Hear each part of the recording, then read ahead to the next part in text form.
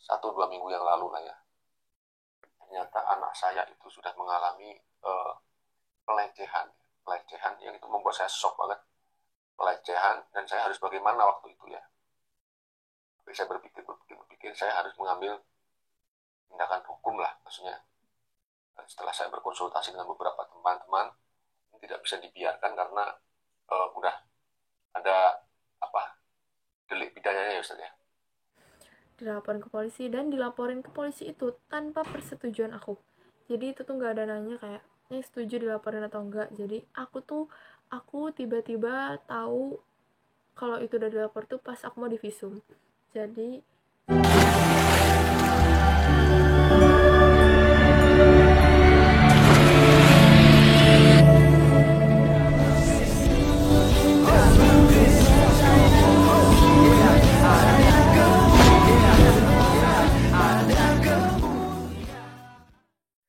Salam Elechem Bisem Yeshua HaMashiach. Salam damai sejahtera dalam nama Tuhan Yesus Kristus untuk kita sekalian. Pada video kali ini teman-teman sekalian, seperti yang kalian lihat di cuplikan, itu adalah video yang telah disebarluaskan oleh channel Mualaf Center Ayah Sofia teman-teman sekalian. Dan itu sangat viral ya, di mana mereka yang menarasikan bahwa anak Ustadz Agustan ini sudah dilecehkan oleh pendeta berpuluh-puluh kali.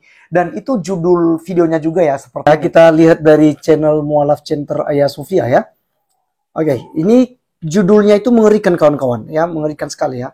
Di sini dugaan pendeta melakukan pelecehan kepada anak-anak puluhan kali di dalam gereja. Wow ya. Dugaan gitu ya. Pendeta melakukan ini ya. Jadi ini narasi yang mereka bangun ya teman-teman sekalian ya. Nah, jadi ada beberapa juga yang sudah bahas dari Kristen juga ya. Ada update kasus pencabulan oknum pendeta DS ke anak Agustan ya. Kemudian fakta baru kasus anak gadis Agustan yang di week pendeta pedofil ya. Oke ya, kemudian kesaksian Selda ya. Baik, kita mau sekalian kita akan lihat ya apa yang menjadi pernyataan dari Ustadz Agustan, dan itu sempat dilaporkan ke polisi teman-teman sekalian. Dan kita lihat di awal tadi, nanti kita tonton juga ya penjelasan daripada Zelda ya, klarifikasinya. Dia tidak setuju loh, tapi oknum-oknum Ustadz yang ada di dalam yang sedang membantu Agustan itu mereka berikan laporan polisi. Dan akhirnya teman-teman sekalian, terancam Agustan jika anaknya tidak mau divisum, maka ya Agustan lah yang akan masuk penjara jika pendeta itu akan nuntut balik. Nah teman-teman sekalian, kita langsung saja simak video dan penjelasan dari Ustadz Agustan berikut ini.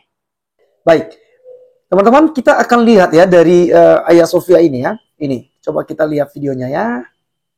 Gini ya, saya tidak menyangka bahwasanya sesuatu telah terjadi pada anak saya. Saya bertahun-tahun menyalahkan diri saya kalau saya tidak bisa mendidik anak dengan baik. Ternyata bukan hal itu yang membuat anak saya itu sedikit bandel ya, sedikit rada aneh-aneh lah, tapi konteksnya masih normal. Bukan itu ya. Nah ini baru saya ketahui sekitar ya kurang lebih 1-2 minggu yang lalu lah ya. Ternyata anak saya itu sudah mengalami pelecehan yang itu membuat saya shock banget. Pelecehan, dan saya harus bagaimana waktu itu ya. Tapi saya berpikir saya harus mengambil tindakan hukum lah, maksudnya. Dan setelah saya berkonsultasi dengan beberapa teman-teman, ini tidak bisa dibiarkan karena udah ada delik pidananya ya Ustaz ya. Pidananya yang memang wajib dilaporkan, kalau tidak ini nanti akan berkepanjangan. Ya, artinya begini, ya kalau korban itu hanya anak saya, kalau banyak orang ya kan, ini kan berbahaya, ini kan macam pedofil ini ya, gitu ya. Dan itu terjadi sama anak saya ketika anak kami SMP begitu ya. Tentunya dengan segala apa namanya tenaga yang masih ada ini, nah coba untuk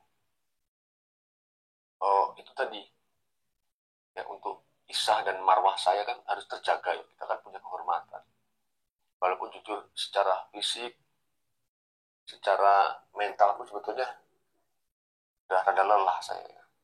Oke, teman-teman sekalian, itulah penjelasan dari Ustadz Agustan, dan sangat jelas ya bahwa memang mereka sangat yakin bahwa anaknya itu sudah dilecehkan oleh oknum pendeta, dan itu berpuluh-puluh kali sesuai dengan judul yang dibuat oleh Ayah Sofia ya, channel Ayah Sofia.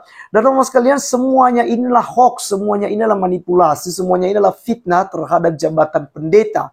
Dan teman-teman sekalian, bagaimana kita untuk menjawab ini? Bukan dari pendetanya, tapi langsung klarifikasi dari anak Agustan. Oleh karenanya kita langsung saja dengarkan apa yang menjadi klarifikasi ini dari anaknya Agustan bernama Zelda. Berikut videonya.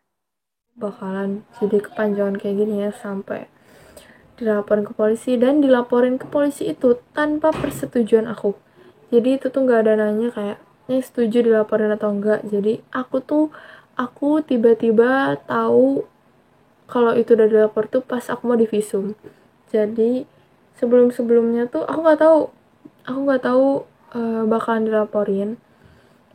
Soalnya waktu itu cuma diomongin doang, tapi kayak belum minta persetujuan aku. Dan waktu aku tahu juga aku kaget. Di situ aku bilang ke mbak polisinya, ke ibu polisinya kayak, Bu, ini nggak bisa dicabut aja soal ini, aku bilang gitu kan. Terus ya ibunya bilang nggak bisa karena sudah berproses kan, dan mau nggak mau aku harus ngikutin visum itu. Tapi pada hari itu aku kabur dari visumnya karena aku berpikir kalau misalnya visum yang nggak aku lanjutin kan pasti kasusnya tuh nyangkut lah istilahnya, nggak berjalan gitu. Nah nanti kasusnya tuh bisa hilang karena akunya nggak mau divisum. Aku berpikir kayak gitu, aku kabur. Dan pas aku kabur aku tangkap sama temennya si ibu polisi ini. Dan setelah aku ketangkep akhirnya aku nggak mau di ini. Dan aku debat lah sama papa. Kayak papa ngomongnya, kamu itu kalau nggak mau di kayak gini bisa papa yang masuk penjara, kata papa gitu. Terus ya aku bilang, tapi kan papa ngelaporin tanpa persetujuan aku, papa belum nanya aku emang mau dilaporin atau enggak. Ya terus kayak akunya juga nanya ke papa polisinya kayak, Pak, kalau misalnya aku nggak ngelakuin ini papa bisa masuk penjara. Terus kayak si papa polisinya bilang bisa, tapi kalau misalnya si pihak dari yang sananya ngelaporin balik. Dan mami papi itu gak pernah mau ngelaporin papa balik karena ya emang papi mah gak mau, dan aku juga udah yakin. Terus aku bilang ya mami papi mah gak akan mau ngelaporin papa balik karena mami papi mah ya aku tahu mereka baik kok, kata gitu kan. Terus akhirnya papa disitu emang udah pasrah juga kan. Terus ya akhirnya dia kesel sama aku, dan itu pulanglah kita. Udah pulang nggak pulang dulu, kita ke psikolog dulu. Kita ke psikolog cari jalur tengahnya, dan akhirnya aku divisum ulang kan, tapi nggak pada hari itu, setelah hari-hari selanjutnya. Nah pada hari itu aku pulang ke rumah, terus aku lagi capek, aku pulang, tiba-tiba papa nelpon. Jadi waktu itu papa sempat nitipin uang aku sekitar 2 juta berapa ratus gitu, pokoknya nggak, sekitar 2.300.000 atau 2.200.000 gitu. Itu tuh hasil dari gajinya papa. Papa ngomong ke aku tuh dia nitipin uangnya tuh 3 juta, dan sedangkan uang itu aku inget banget uangnya tuh nggak ada 3 juta, uangnya tuh cuma sekitar 2 juta lebih. Dan uangnya juga udah kepake buat ngebayar yang kerja di papa, yang ngebantuin kerja di papa. Itu tuh kan kadang papa suka minta tolong tukerin uang, aku ambil uang dari situ. Dan belum lagi papa suka minta tolong beli ini itu, beli makanan, beli apa segala macam. Nah jadi aku beliin, dan uangnya tuh emang udah tinggal dikit banget. Terus akhirnya di situ tuh papa marah-marah ke aku karena kayak ngomongnya aku tuh boros, aku tuh pembohong lah apa segala macam. Ya anak mana sih yang gak sakit hati kayak dituduh-tuduh kayak gitu. Sedangkan kayak posisi lagi capek-capeknya juga ya, karena habis hari di visum itu belum lagi berantem sama papa juga pas siangnya karena tentang visum itu kan. Habis itu papa di situ marah-marahin aku, bentak-bentak aku. Dan aku tuh dari kemarin tuh udah nahan sakit hati ya sama papa sebenarnya, karena aku tuh udah sering banget dimaki-maki sama papa, dikata-katain sama papa. Jadi aku juga sebenarnya sakit hati karena kayak ya sakit hati aja. Anak mana sih yang gak sakit hati kalau misalnya digituin sama orang tuanya kan. Tapi tiap aku digituin tuh aku tuh selalu diam, aku ngalah, terus aku minta maaf. Udah aku minta maaf, ya akhirnya baikan, tapi ya ujung-ujungnya pasti bakal berantem lagi karena tahu sendirilah, emang gak nyambung gitu. Terus itu apa namanya, akhirnya di situ papa maki-maki aku, bilang aku anak gak berguna lah, aku aku dibilang anak setan, aku dibilang, pokoknya aku dimaki-maki, semua kebun binatang keluar. Dan aku sakit hati, dan di situ juga karena mungkin udah terlalu sakit hati kali ya, akhirnya aku ngomong kayak, ya papa kalau mau di ngertiin ya ngertiin orang lain juga dong, papa jangan kayak gitu, aku bilang gitu. Cuman aku pakai nada tinggi ya, emang di situ aku pakai nada tinggi karena papa aku duluan yang nada tinggi, dan akunya juga kayak udah muak banget aku digituin, akunya juga makin sakit hati gitu kan. Terus akhirnya aku bilang kayak, ya papa lihat dong diri papa kayak gimana, anaknya juga kayak gimana, ya papa lihat gimana cara papa ke akunya, papa lihat, kata-kata gitu kan.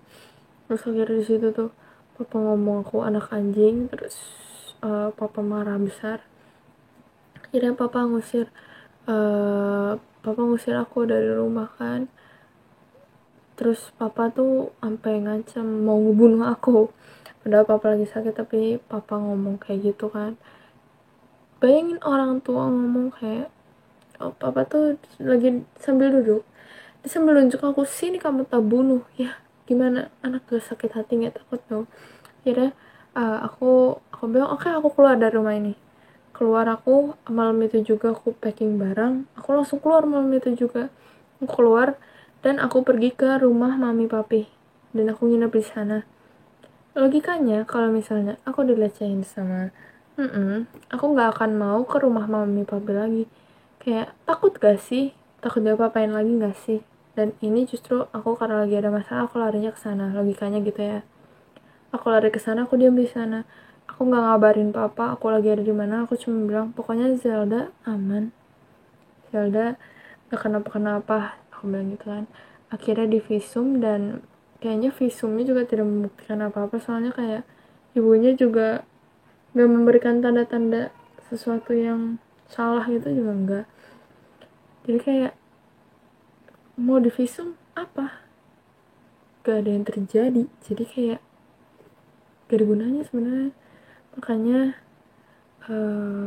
kira aku kabur dari rumah, udah keluar dari rumah.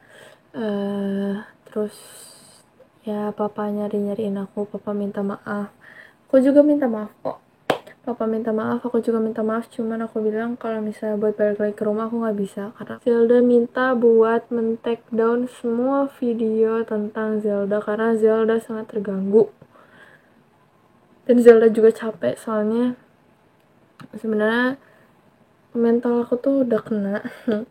Mental aku sedang tidak baik-baik aja. Udah beberapa kali juga ke psikolog, dan sebenarnya itu tuh bikin aku jadi kepikiran lagi.